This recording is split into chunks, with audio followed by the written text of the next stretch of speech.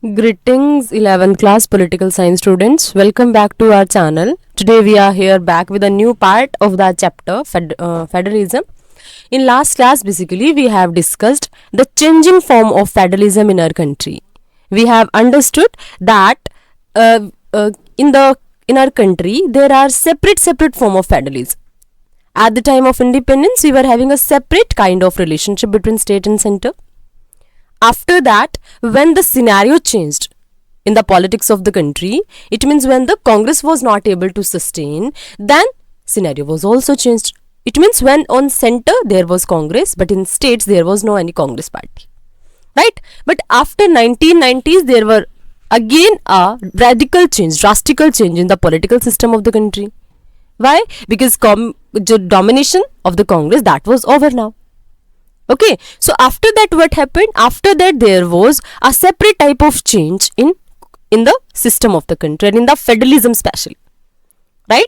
So now what will happen if the states will be demanding for more and more rights? So what will happen? What will happen? There will be demands for autonomy.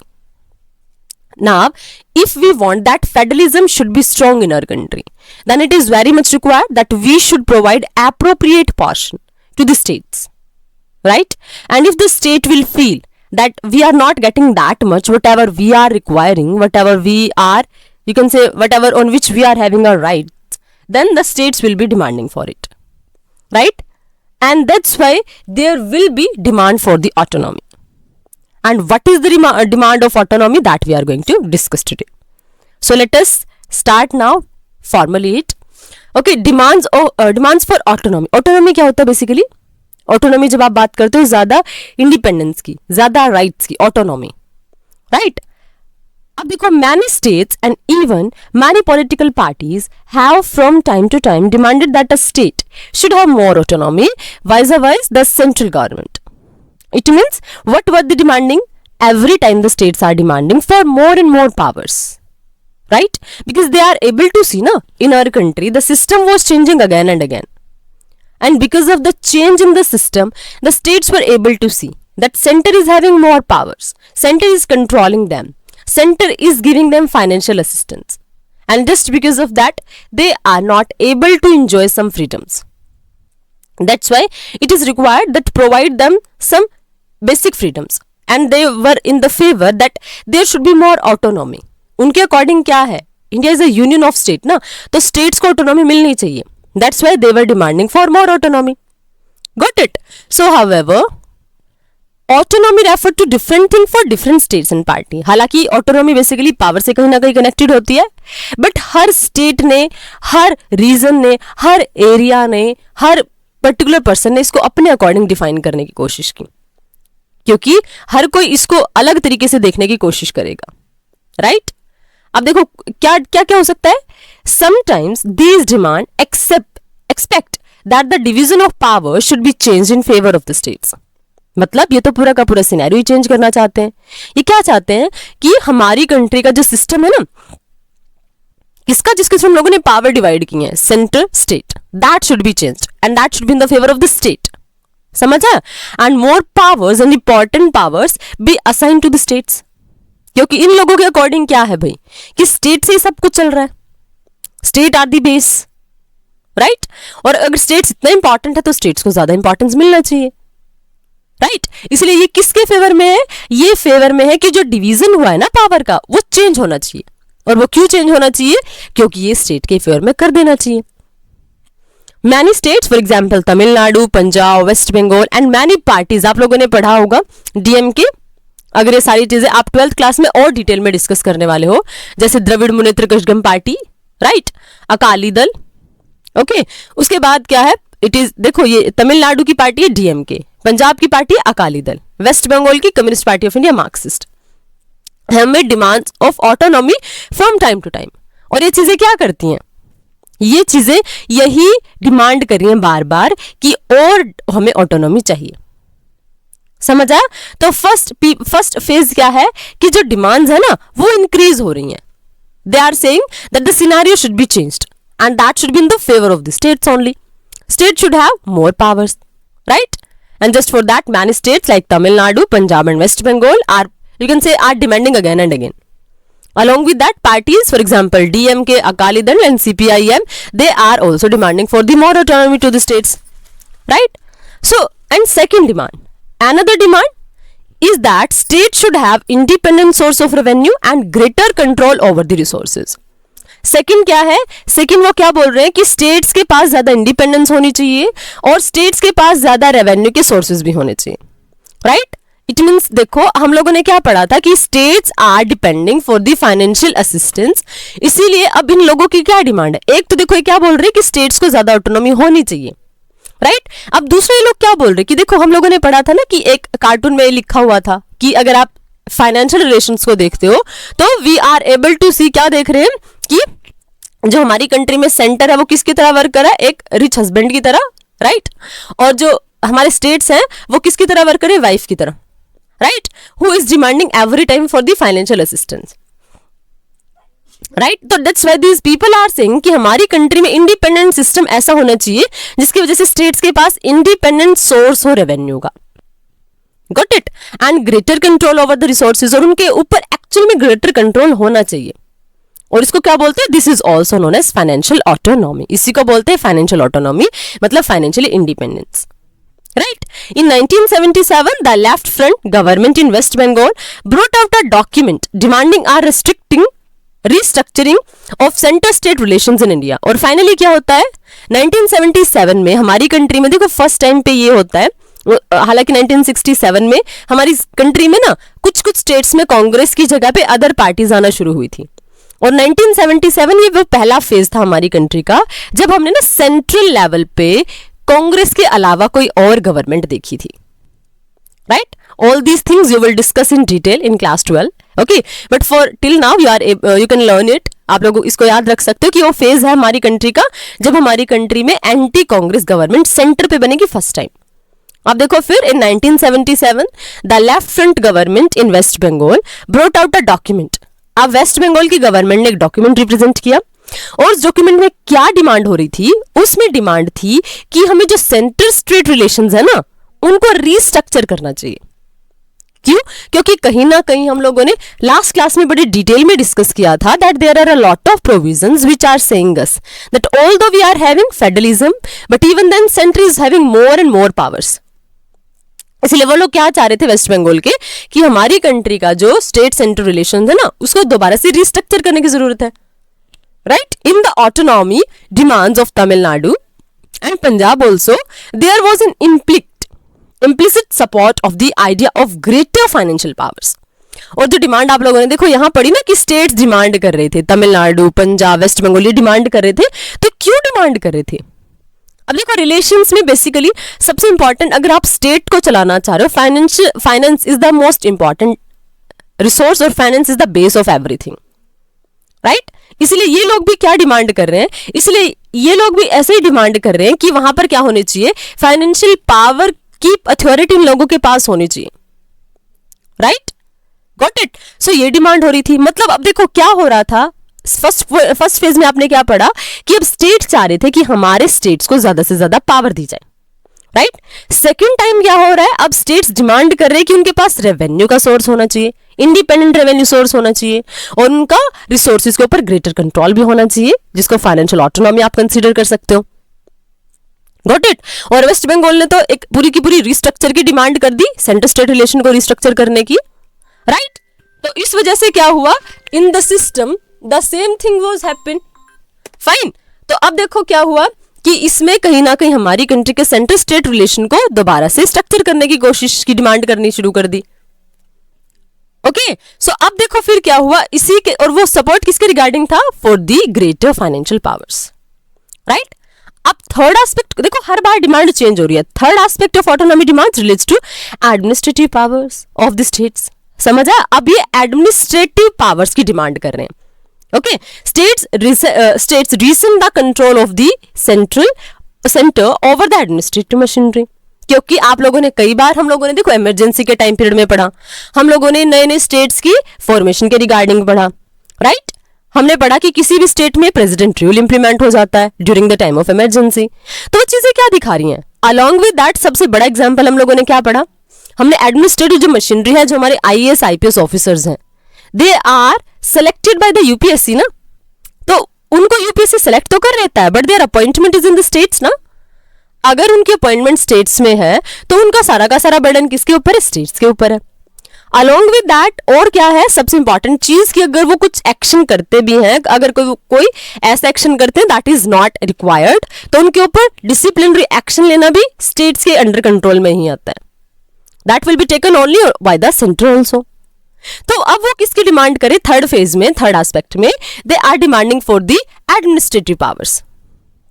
समझ आया, got it. अब fourth क्या है, fourthly autonomy demands में also भी related to cultural and linguistic issues. अब यहाँ पे जब वो सारे के सारे फेज कंप्लीट हो जाते हैं तो अब किसकी डिमांड हो रही है, अब डिमांड हो रही है कल्चरल और लिंग्विस्टिक, मतलब अपने कल्चर के रिगार्डिंग और लैंग्वेज के रिगार्डिंग। Got it. देखो वन बाय वन चीजें चल रही हैं। स्टार्टिंग में हो रही है कि पावर्स ज्यादा से ज्यादा पावर्स होनी चाहिए स्टेट्स के पास। दूसरा, they are talking about financial task, right. वो लोग बोल रहे हैं कि हमें फाइनेंस कुछ डायरेक्ट हमें कंट्रोल चाहिए over the sources of revenue. Got it. और थर्ड हम लोगों ने क्या पढ़ा कि जो बात करते हैं एडमिनिस्ट्रेटिव ऑटोनॉमी की, राइट, एडमिनिस्ट्रेटिव पावर्स की। और फोर्थ ऑटोनॉमी, जब ये सारे एस्पेक्ट्स की डिमांड कर चुके हैं तो फोर्थ में वो क्या डिमांड कर रहे हैं, for the cultural and linguistic issues, right. Opposition to the domination of Hindi in the Tamil Nadu और demand for advancing the Punjabi language and the culture are instance of this. अब देखो, अपनी लैंग्वेज को प्रमोट करना है और अपने कल्चर को प्रमोट करना है, राइट।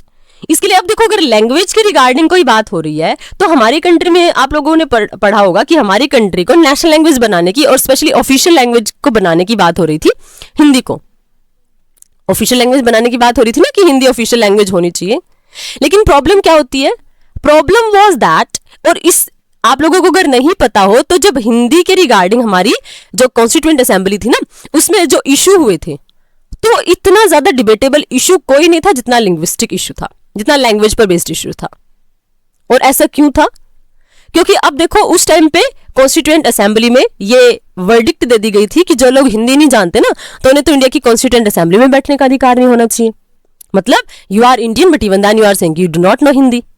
और इसीलिए क्या वो लोग किसकी डिमांड कर रहे थे, बेसिकली उस टाइम पे हमारी कंट्री कैसे डिवाइडेड थी, नॉर्थ इंडिया और साउथ इंडिया।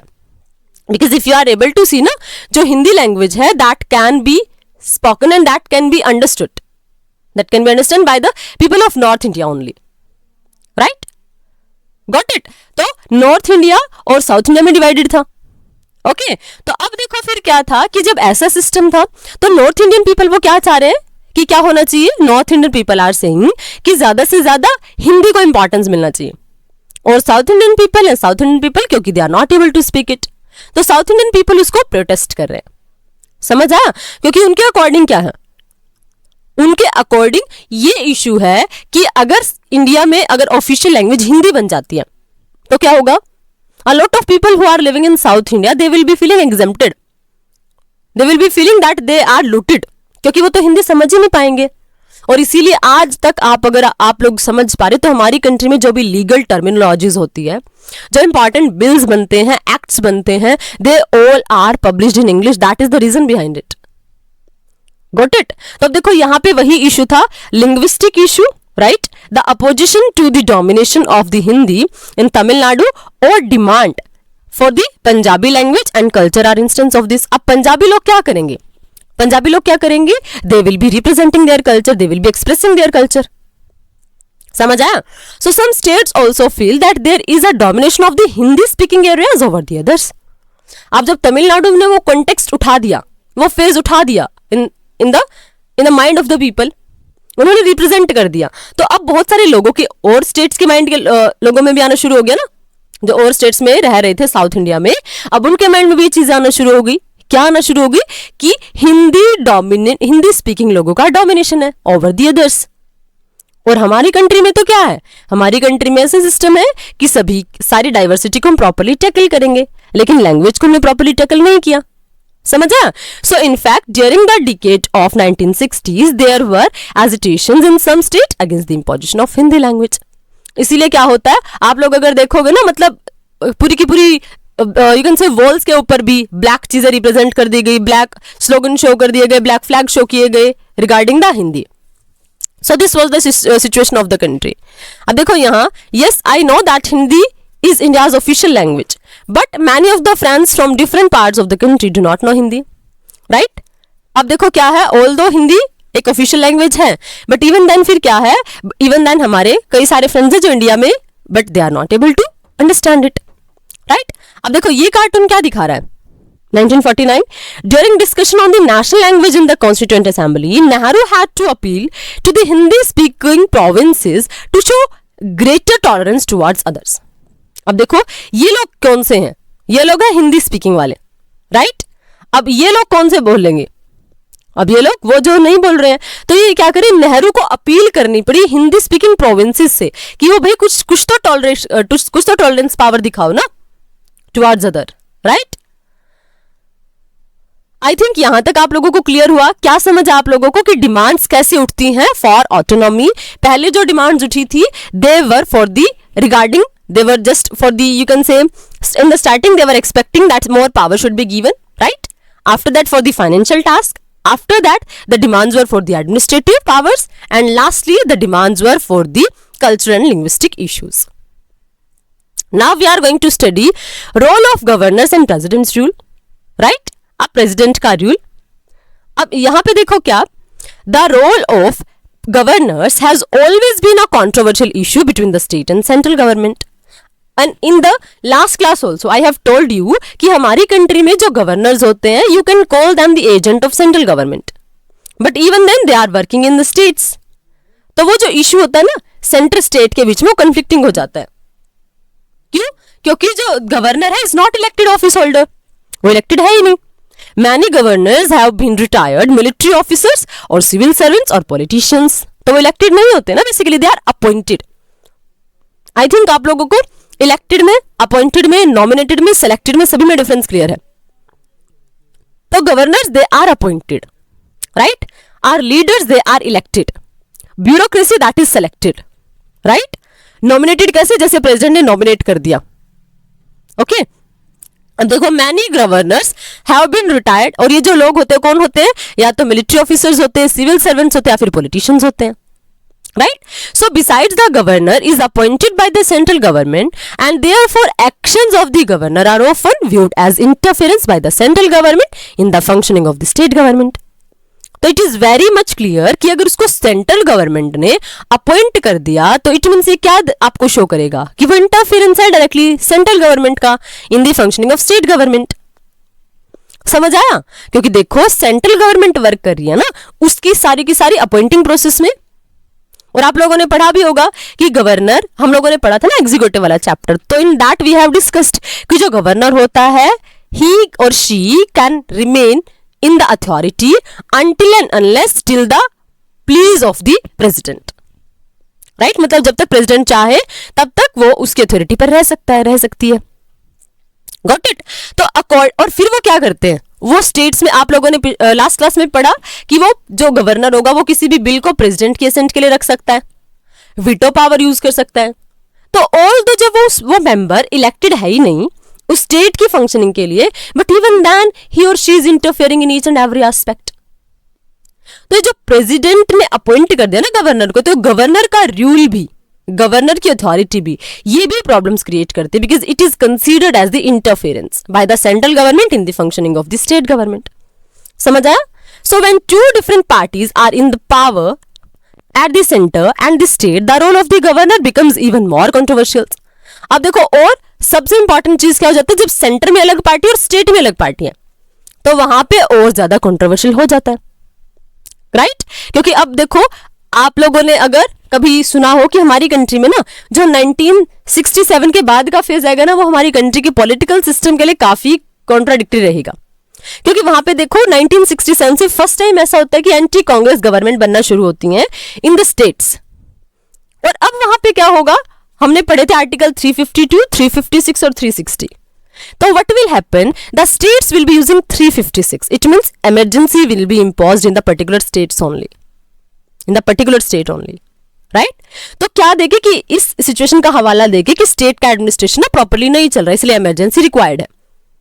राइट तो उस वहां से ना कहीं हमारे जब क्या होता है कि अलग अलग पार्टी की गवर्नमेंट बनती है ना, क्योंकि सेंटर पे कांग्रेस थी और स्टेट्स में अदर देन कांग्रेस थी, तो अब कांग्रेस ने पहली बार क्या किया कि कुछ स्टेट्स में इमरजेंसी लगा दी। फिर क्या होगा कि जब 1977 में जहां पर कहीं ना कहीं सेंटर लेवल पे अगर और पार्टी की गवर्नमेंट आएगी तो वो लोग क्या करेंगे, जहां पर कांग्रेस की गवर्नमेंट है वहां पर इमरजेंसी लगवा देंगे। तो हमेशा ये कंफ्लिक्टिंग इशू रहता है कि जब सेंटर और स्टेट में सिमिलर गवर्नमेंट नहीं है तो वहां पे गवर्नर का रोल और ज्यादा कंट्रोवर्शियल हो जाता है। Right the Sarkaria commission that was appointed by the central government, it submitted its report इन 1988, मतलब 1983 में इसको अपॉइंट किया और 1988 में इसने अपनी रिपोर्ट दी। और इसकी रिपोर्ट क्या थी, to examine the issues relating to the centre state relations. इसने क्या रिकमेंड किया, that appointments of governor should be strictly non partisan, मतलब पार्टी पर बेस्ड नहीं होनी चाहिए। आपको कोई ऐसा पर्सन देखना चाहिए who is neutral to the politics. समझ आया, मतलब अगर आप ऐसे लोगों को गवर्नर बनाओगे जो कहीं ना कहीं पॉलिटिक्स में बहुत ज्यादा डायरेक्टली इन्वॉल्व है तो वो तो प्रॉब्लम्स क्रिएट करेंगे ही करेंगे। Okay, powers and role of the governor became controversial for one more reason. अब एक और रीजन था और वो क्या था, one of the most controversial articles in the constitution is article 356 that I already told you. ये क्या करता है, provide the president rule in any states, जिसकी वजह से किसी भी एक पर्टिकुलर स्टेट में इमरजेंसी लगेगी। क्यों, क्योंकि गवर्नर ये रिटर्न में रिपोर्ट दे देगा कि यहां पर ना सिस्टम प्रॉपर्ली नहीं चल पा रहा है और इसलिए प्रेसिडेंट के रूल की रिक्वायरमेंट है।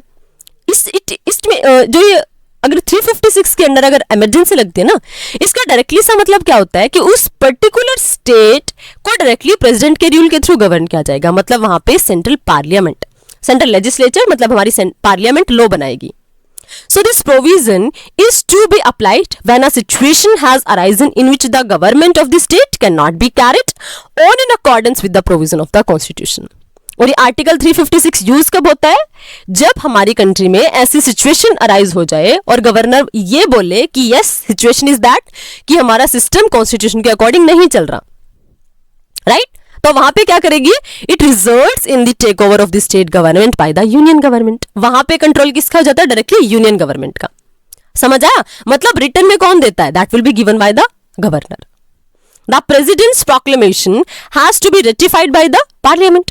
और प्रेसिडेंट की प्रोक्लेमेशन को हालांकि रेटिफाइड किया जाता है पार्लियामेंट से, लेकिन पार्लियामेंट में भी कौन लोग बैठे होंगे, जो सेंट्रल गवर्नमेंट के of course. Right so presidents rule can be extended till 3 years, और 3 सालों तक उस स्टेट पे प्रेसिडेंट के रूल को इंपोज किया जा सकता है, एक्सटेंड कर करके। The governor has the power to recommend the dismissal of the state government on suspension and dissolution of the state assembly. इसके अलावा और भी क्या होता है, गवर्नर के पास और भी क्या पावर होती है, डिसमिस करने की पावर होती है। राइट डिसमिस करने की पावर होती है, सस्पेंशन की पावर होती है, और डिसोल्यूशन की पावर मतलब गवर्नमेंट जब कोलैप्स हो जाती है ना, डिसॉल्व हो जाती है लेजिस्लेटिव असेंबली, तो उसको कौन अनाउंस करता है, एक टाइप से गवर्नर अनाउंस करता है। और ये क्या करता है, this has led to many conflicts. क्यों, क्योंकि in some cases state governments were dismissed only when they had a majority in the legislature, as happened in the Kerala in 1959, और विदाउट टेस्टिंग देयर मेजॉरिटी। क्योंकि कई बार ऐसा इतना controversial role देखने को मिला है गवर्नर का, क्योंकि देखो डिसॉल्व कब होगी गवर्नमेंट, सीधी सी बात है। हम लोगों ने पूरा का पूरा लेजिस्लेचर चैप्टर पढ़ लिया, हम लोगों ने पढ़ा ना कि डिसॉल्व तो इस सिचुएशन में होगी जब मेजोरिटी लूज हो जाएगी। मान लिया 90 सीट्स हैं, 90 में से 46 उस पार्टी के पास ऑलरेडी हैं, बट इवन देन गवर्नर बोल रहा है कि सिस्टम नहीं चल सकता क्योंकि गवर्नमेंट डिसॉल्व हो गई है। तो ऐसा केरला में हुआ कि गवर्नमेंट के पास मेजॉरिटी है, बट इवन देन गवर्नर ने क्या बोल दिया कि गवर्नमेंट को डिसॉल्व कर दो। Right as happened in several other states after 1967। और मैंने आप लोगों को क्या बताया, 1967 में क्योंकि एंटी कांग्रेस बनना शुरू हो जाती है गवर्नमेंट, तो अब यहां पर भी सेम सिचुएशन कि यहां पर भी इमरजेंसी इंपोज हो जाती है क्योंकि गवर्नमेंट डिसॉल्व हो गई। Some cases went to the supreme court and the court had ruled the constitutional validity of the decision of to impose president rule can be examined by the judiciary. Right अब देखो यहां पर फिर क्या हुआ, जब कई सारे केसेस गए ना सुप्रीम कोर्ट में, and court has ruled, court ने क्या किया, constitutional validity of the decision to impose president rule can be examined by the judiciary. अब तब जाके इन चीजों पे कहीं ना कहीं थोड़ी रोक लगी है। अब जुडिशरी ने क्या बोल दिया कि अगर प्रेसिडेंट रूल कहीं पर इंपोज होता है ना, तो उसको उस चीज को चेक कर सकती है हमारी कंट्री की जुडिशरी, राइट। आई होप यहां तक आपको क्लियर हुआ कि कहीं ना कहीं बहुत ज्यादा कंट्रोवर्शियल रहे हैं हमारे रिलेशंस, और specially regarding the governor issue, right, क्योंकि गवर्नर बहुत इंपॉर्टेंट अथॉरिटी हो जाती है in the aspects of state specially. अब देखो यहाँ पे when Nehru was appointing governor some were reluctant to quite ministerial chairs, right. अब देखो, अब मतलब देखो जिसको किक मार रहे हैं वो कहीं जाके कहीं ना कहीं और बैठ जा रहे हैं, किकिंग अपस्टेयर्स, मतलब वो जहां चाह रहे किसी को भी डायरेक्ट उनको मिनिस्ट्रियल चेयर पे बैठा रहे हैं, राइट। अब कहीं ना कहीं अब देखो ये सारे के सारे क्या दिखा रहे कि ये जो गवर्नर्स होते हैं ना, क्योंकि ये क्या हो रहे स्टेट्स में अपॉइंट होने हैं, राइट, तो ऑलरेडी जो मिनिस्टर्स हैं उनको कहीं ना कहीं क्या कर देते हैं, वो स्टेट्स में बैठा देते हैं, ओके। और यहां पर देखो क्या, I hope all the points are, all the pictures are also we have discussed, okay.